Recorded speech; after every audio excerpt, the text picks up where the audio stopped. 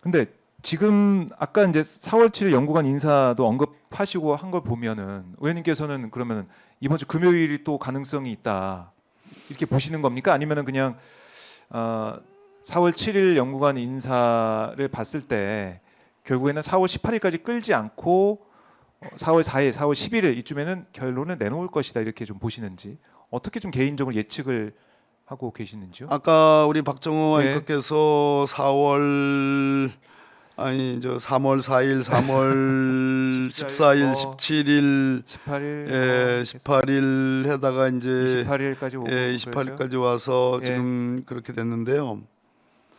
지금 날짜를 특정하는 건 의미가 없어 보여요. 가장 핵심적인 것은 4월 18일 전 선고가 있느냐 네, 여부입니다. 왜 날짜를 특정하는 게 의미가 없는 거냐 하면 지금의 국면은 아까 선고가 잡히면 거의 파면 가능성이 높다고 말씀을 충분히 설명을 드렸고요. 지금의 국면은 그냥 재판관들의 평의의 수준에 달려 있는 것이 아니라 네, 다른 한 측면, 즉 재판관들 사이에서 국회의 동향에 대한 보고들이 있다.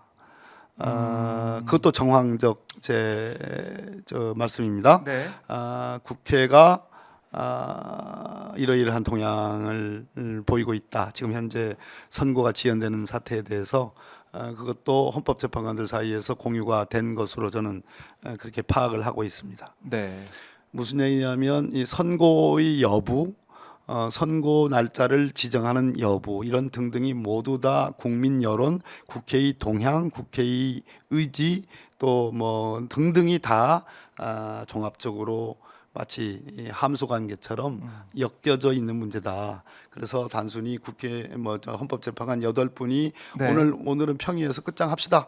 뭐 내일로 잡읍시다. 뭐 이러한 결단의 문제가 아니다. 여기는 매우 다층적이고 복합적인 그런 시선과 시각과 어떤 그런 작용이 저는 결부되어 있다. 그런 측면에서 민주당 야권의 적어도 지난 주말을 지나면서 어떤 결기 그런 것들은 저는 보여줬다고 생각을 하고 네, 다른 한 측면에서 이재명 대표께서 어제 낸 메시지 즉 헌법재판관들이 예, 그동안 심리해오는 데에 대한 그 노고 그리고 지금 우주의 만큼이나 네. 그 우주의 무게만큼 그 무거운 짐을 무게만큼이나 무거운 짐을 짊어지고, 예, 짊어지고 있는 예, 그런 헌법재판관, 고충, 예, 그러한 고충, 애로와 고충, 네, 노고와 고충 이 양자로 표현되는 그 메시지는 굉장히 중요한 메시지이다. 그래서 결기와 함께 재판관들이 이 헌법재판소가 만들어진 설립의 근본 취지를 되돌아보게 하는 것 이런 것들이 모두 다 종합적으로 작용을 하게 되면 네. 선고기일이 잡히지 않을까 이 생각을 합니다. 그 일자가 어쨌든 뭐 왜 그게 특정할 수는 없지만 네 4월 18일 전에는 있을 것이다. 그렇게 봅니다. 그래요. 4월 18일 전에 있을 것이다. 그럼에도 불구하고 네. 국회가 뭐 어떤 상황에든 뭐 대비할 수 있는 그런 계획, 그런 플랜은 다 이제 짜야 될 것 같고요. 그러니까 우리 이제 국민들께서 참 걱정을 많이 하십니다. 이게 4월 18일까지 진짜 안 되면 이거 어떻게 되는 거냐 이런 생각. 그래서 박찬대 원내대표도 어제 기자간담회 통해 가지고 마흔형 빨리 임명해라라는 거 한덕수 중대 결심 얘기했지만 한덕수 탄핵 얘기를 또 하는 것 같기도 하고요. 민주당의 이제 행동 계획 이런 거 좀 어떻게 파악하기 좀 어떻게 좀 생각하십니까, 의원님은? 저는 예, 법사위 간사로서 말씀드린 건 아닙니다. 이거는 개인적인 얘기인데 한덕수 총리는 네, 다시 탄핵해야 된다고 생각합니다. 뭐 최상목 뭐 부총리는 변수가 이미 아니죠. 네, 그러나 헌법 위반의 정도가 중합니다. 그래서 결론 놓고 보면 뭐 최상목 부총리도 탄핵해야 된다고 생각을 해요. 한덕수 국무총리가 국무위원들 간담회를 한다고 그러는데 내일 한다고 하더라고요. 그 내일이 원래가 화요일이 국무회의 날 아닌가요? 맞아요. 저는 그렇게 기억하는데 네, 간담회는 뭐고 또 국무회의는 뭡니까? 그리고 분명한 점은 이미 그 권한쟁의 심판 우원식 의장께서 청구했던 그 당시 최상목 대행 당시에 소위 두 사람은 임명하고 한 사람은 임명하지 않은 그 권한쟁의 심판에서 이미 한덕수 국무총리까지 세 사람을 임명하지 않은 그 사태에 때까지 위헌이라는 판단을 이미 1차 내렸고요. 한덕수 국무총리에 대해서 위헌이다. 본인 저 탄핵 소추에 대해서는 위헌이라는 판단은 했고 다만 시간적으로 충분한 시간, 숙고할 시간이 충분히 보장되지 않았기 때문에 파면할 정도는 아니다라고 했습니다. 네. 자, 그 한덕수 총리 기각 결정문이 나온 지도 벌써 며칠이 지났습니다. 그렇죠. 그 날짜가 24일이니까 일주일 24일이니까 됐어요. 일주일 됐어요. 네, 일주일 됐습니다 오늘. 시간적으로는 이미 숙고할 시간, 소위 김복형 재판관이 했던 상당한 시간이 지난 겁니다. 그리고 청구권자인 우원식 의장께서 제가 알기로는 두 차례에 걸쳐서 마은영 재판관 임명과 신속한 어떤 탄핵 선고를 네. 촉구하는 메시지를 냈습니다. 청구권자입니다. 네. 그렇다면 지금 상태는 한덕수 국무총리가 무슨 뭐 국무위원들과 간담회를 여니 거기서 무슨 국무위원들이 뭐 다수가 반대를 하니 한다고 해서 면책이 되는 상황이 아니다. 면책이 절대 될 수 없다. 이미 상당한 기간은 지났으며 그 위원회 정도는 매우 중하다. 파면에 이를 정도다. 그런 측면에서 저는 한덕수 총리는 탄핵해야 된다고 보는 개인적인 의견을 갖고 있습니다. 그래요. 개인적인 의견 말씀하셨죠. 아마 박찬대 원내대표의 예. 그러한 중대한 결심 얘기한 뭐 이런 부분들. 그 워딩도 네. 그것을 내포하고 있는 거 아닌가 그렇게 생각합니다. 그래서 어제 이제 박찬대 원내대표가 하는 얘기가 마은영 임명 거부하는 거 이게 결국에는 윤석열 복귀 음모 아니냐 이렇게까지 지적을 했어요. 그러니까 18일까지 끌어가지고 18일까지 끌면 문영배, 이미선 대통령 몫에 두 사람이 나가게 되면 한덕수 총리가 아니 뭐 누군가가 거기서 두 사람을 임명해서 입맛에 맞는 사람을 임명해가지고 기각시켜서 윤석열 복귀시킨다 이런 우려까지 지금 박찬대 원내대표가 그런 얘기 우려를 하고 있단 말입니다. 이게 아마 국민들의 우려이기도 할 것 같아요. 네. 그래서 민주당이 그러면 이걸 또 막는 길은 무엇일 것이냐, 무엇이냐 이런 상황을 좀 막아내는 민주당의 모습은 어떻게 되는 것이냐 이런 질문을 많이 하시는 것 같습니다. 최악의 상황이죠. 어떻게 보면 그 뭐 4월 18일까지 아무 일도 일어나지 않고 두 명은 지금 물러나고. 이제 12.3 내란을 우리가 위헌 사태라고 얘기하잖아요. 네, 위헌 위법 사태라고 얘기를 해요. 그런데 위헌 사태는 국가기관의 일부가 예를 들어서 대통령이 네, 내 비상계엄이라는 형식을 통해서 위헌 사태를 초래한 겁니다. 그런데 그 헌법의 일종의 공백 상태, 우리가 권력의 공백 상태라고도 표현도 하고 또 뭐 무정부 상태라고도 표현도 하고 그리고 헌법 위기 상황이라고도 표현도 하고 헌정 질서의 와해 상태, 붕괴 사태 이렇게 표현도 합니다. 이 모든 것이 초헌법적 상황입니다. 무슨 얘기냐면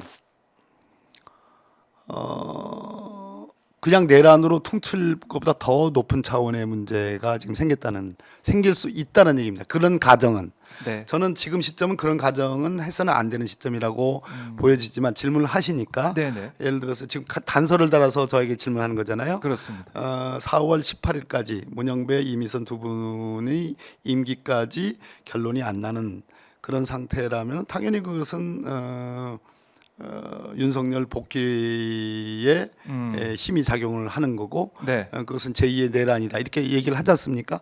근데 그거보다 더 중요한 상태입니다. 그 더 중요한 상태라는 건 뭐냐면 네. 헌법을 지키라고 하는 헌법을 수호하라고 하는 책임을 갖고 있는 헌법재판소의 소위 기능 정지 상태잖아요. 그 와해 상태거든요. 그렇죠. 이거는 그리고 뿐더러 거기에 마은혁을 임명해야 될 대통령 권한대행이 헌법재판소가 명령을 했음에도 불구하고 그 명령을 이행하지 않고 있는 거잖아요. 그러면 대통령 권한대행이라는 행정부의 지금 수장의 위헌 상태, 즉 헌법재판소의 명령을 어기는 상태. 헌법재판소의 재판관들은 지금 아까 말씀하신 대로 하면은 헌법 수호적인 책무를 이행하지 않는 상태. 즉 손을 놔버린 상태. 네. 이 두 가지. 자, 헌법기관 1, 2가 지금 다 얘기가 됐죠. 국회 안에서 어떤 일이 벌어져? 소수긴 하지만 다수파는 아니지만 소수파인 집권 여당이 여기에 부안해동하고 있지 않습니까? 거꾸로 민주당 보고 내란이라고 얘기를 하는 적반회장. 진짜 뭐 띠긋 쌍디긋 묻은 개가 예? 기억 묻은 개를 탓하는 격이지 않습니까? 적반하장이잖아요. 적반하장. 그러면 예. 이것을 뭐 국회는 국회대로 국회라는 헌법기관의 일종의 변란 사태가 있는 거고 네. 헌법재판소에 변란 상태가 있는 거고 다음에 대통령 권한대행이 이끄는 저 소위 이 국무회의로 상징되는 행정부의 변란 상태가 있는 겁니다. 이 상태는 그냥 내란은 진압하면 되는 거죠. 그죠? 내란 진압했지 않습니까? 예, 진압해 가는 과정이지 않습니까? 그렇죠. 그 진통이지 않습니까? 예. 근데 지금 말씀 이 사태는 예. 진압이 불가능한 상태입니다. 누가 진압을 하죠? 어떤 누가? 진압을 할 책임을 누가 갖고 있냐면 헌법재판소가 갖고 있는데 그걸 못한다는 전제를 물어보는 거잖아요. 그렇죠. 이 상태는 초헌법적 상태입니다. 그럼 마지막 남은 게 뭐죠? 국민, 주권자인 국민의 판단, 저항권의 문제입니다. 예. 그렇게 되면 그렇게까지 된다면 그래서 이 질문에 대해서 네. 법적인 헌법적인 대안이 있느냐? 있긴 있습니다. 그것까지 말하고 싶지는 않습니다. 있긴 있는데 그러면 뭐 하느냐 이 말입니다. 헌법재판소가 헌법을 지키라고 그러는데 헌법을 지키지 않고 헌법 와해 상태를 지금 초래한 장본인이 돼버리는 상태를 지금 여쭤보는 건 있는데 가정에서 말씀드린 건데. 그런 상태는 상상하기 어렵습니다.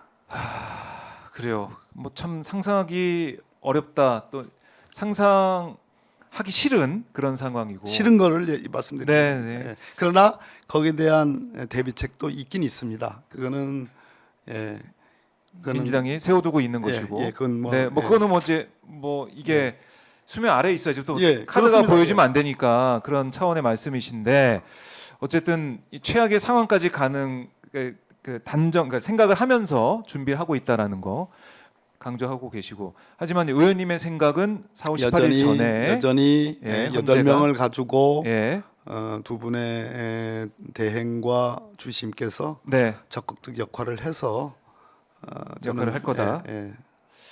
그래요. 근데 참 4월까지 우리가 바라보고 있다 보니까 이게 시간이 하루하루 갈수록 너무 고통스럽다는 말씀 제가 드리지 않았습니까? 그렇기 때문에 우리 국민들께서는 이걸 빨리 타파하고 싶은 생각, 빨리 이 상황을 좀 정상적으로 돌리고 싶은 생각이 너무 강하세요. 강하고 진짜 뭐라도 해야겠다는 생각을 많이 하시거든요. 이런 간절한 마음, 간절한 목소리 아마 의원님도 잘 알고 계실 것 같습니다. 그래서 민주당 보고 더 답답한 그런 모습 말고 좀 시원하게 좀 해라. 좀 앞장서라 이런 말씀을 많이 하고 계셔요.